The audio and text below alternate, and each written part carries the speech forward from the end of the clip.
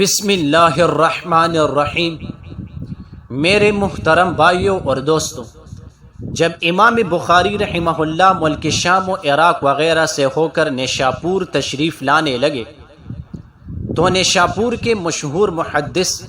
محمد بن یحییٰ Zuhli نے متعلقین سے کہا کہ میں امام بخاری رحمہ اللہ کی استقبال کے لیے جا رہا ہوں،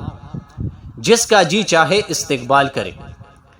اس اعلان کے بعد نیشاپور سے 2-3 میل دور تک جا کر لوگوں نے امام بخاری رحمہ اللہ کا استقبال کیا، اور جب نیشاپور پہنچ کر امام بخاری رحمہ اللہ نے درس حدیث کا سلسلہ شروع فرمایا تو کئی ہزار طلباء نے امام بخاری رحمہ اللہ کی درس میں شرکت کی، مگر چند ہی دن کے بعد کسی نے قرآن کا اختلافی مسئلہ اٹھا کر امام بخاری رحمہ اللہ پر الزام لگایا اور بہت جلد اس کا درس ختم ہو گیا۔ صرف امام مسلم رحمہ اللہ اس کے ساتھ رہے۔ آخر امام بخاری رحمہ اللہ مایوس ہو کر اپنے وطن بخارا واپس روانہ ہو گئے۔ جب امام بخاری رحمہ اللہ کے نیشاپور سے واپس ہونے کی اطلاع اہل بخارا کو ملی تو بڑی شان و شوکت سے لوگوں نے امام بخاری رحمہ اللہ کا استقبال کیا، اور بخارا آ کر امام بخاری رحمہ اللہ نے درس حدیث کا سلسلہ شروع فرمایا۔ ہزاروں طلباء ان کے درس میں شرکت کرنے لگے، مگر حاسدین کو یہ گوارا نہ ہو سکا۔ انہوں نے یہ ترکیب نکالی کہ امیر بخارا خالد بن احمد ذہلی کو کس طرح اس بات پر آمادہ کیا کہ وہ امام بخاری رحمہ اللہ کو حکم کرے کہ وہ امیر کے ساجزادوں کو بخاری شریف اور تاریخ کبیر کا درس دے۔ امیر بخارا کے سمجھ میں بات آئی تو امیر نے کہا کہ آپ دربار شاہی میں تشریف لا کر مجھے اور میرے ساجزادوں کو بخاری اور تاریخ کبیر کا درس دے، مگر امام صاحب رحمہ اللہ نے اسی قاصد کی زبانی کہلا بھیجا کہ علم دین کو سلاطین کے دروازوں پر لے جا کر ذلیل نہیں کروں گا، جسے پڑھنا ہو میرے پاس آ کر پڑھے۔ امیر بخارا نے دوبارہ کہلوایا کہ اگر آپ نہیں آ سکتے ہیں تو ساجزادوں کے لیے مخصوص کوئی وقت عنایت فرما دیں کہ ان کے ساتھ کوئی دوسرا شریک نہ ہو۔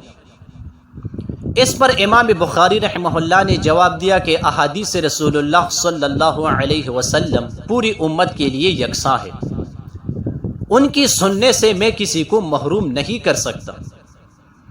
اگر میرا یہ جواب ناگوار معلوم ہو تو آپ میرے درس روکنے کا حکم دے دو تاکہ میں اللہ کے دربار میں عذر پیش کر سکوں۔ اس پر امیر بخارا سخت ناراض ہوا،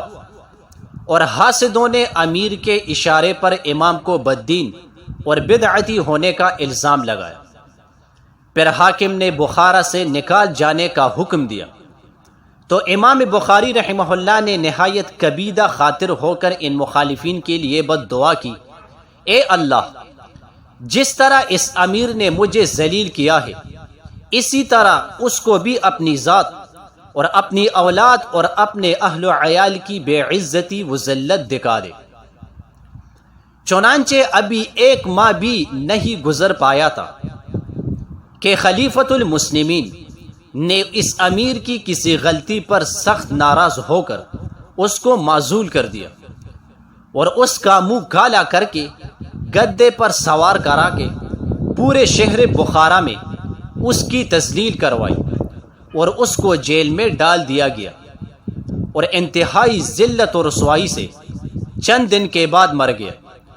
اور اس امیر کے معاونین مختلف بلاؤں میں مبتلا ہو کر ہلاک ہو گئے۔ آج تمام امت دیکھ رہی ہے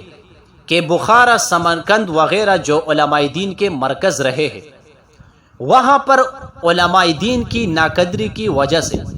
اللہ تعالیٰ نے وہاں سے علم اور عمل کو ایسا اٹھا لیا کہ صدیوں تک وہاں کوئی کلمہ سکھانے والا نہیں رہا۔ اے اللہ، ہم کو اپنے غضب اور اپنے اولیاء کی ناراضگی سے محفوظ فرما۔ قاتل حسین رضی اللہ عنہ عبید اللہ بن زیاد کا حشر۔ رسول اللہ صلی اللہ علیہ وسلم کی آنکھوں کی ٹھنڈک یعنی حضرت حسین رضی اللہ عنہ اور ان کے اہل بیت کے قاتلوں کے سردار عبید اللہ بن زیاد کا حشر اس زمانے کے لوگوں نے دیکھ لیا کہ ابراہیم بن اشتر نے اس کے اور اس کے ساتھیوں کے سروں کو کاٹ کر مسجد کے صحن میں مولی گاجر کی طرح ڈھیر لگا دیا۔ ترمذی شریف کے اندر عمارہ بن عمیر سے ایک روایت مروی ہے، وہ فرماتے ہیں کہ جب عبید اللہ اور اس کے ساتھیوں کے سروں کو مسجد کے صحن میں کاٹ کر ڈھیر لگا دیا گیا تو اس منظر کو دیکھنے کے لیے لوگوں کی ایک ڈھیر لگی ہوئی تھی تو میں بھی گیا۔ جس وقت میں پہنچا تو کیا دیکھتا ہوں کہ تھوڑی دیر کے بعد لوگوں میں شور ہوتا، اور شور اس بات کا ہو رہا تھا اور ان سروں میں ایک سانپ گشت کر رہا تھا اور گشت کرتا ہوا عبید اللہ بن زیاد کی ناک میں گھس جاتا تھا۔ تھوڑی دیر اس کی ناک میں ٹھہرنے کے بعد پھر نکل کر غائب ہو جاتا تھا، پھر تھوڑی دیر کے بعد آ کر اس کی ناک میں گھستا تھا۔ میں نے اپنی آنکھوں سے یہ منظر 2-3 مرتبہ دیکھا۔ جس نے اللہ تعالیٰ کے ولی کے ساتھ عداوت کی اس کا یہ حشر دنیا میں بھی لوگوں نے دیکھ لیا ہے، اب آخرت میں کیا ہوگا وہ اللہ کو معلوم ہے۔ جزاک اللہ۔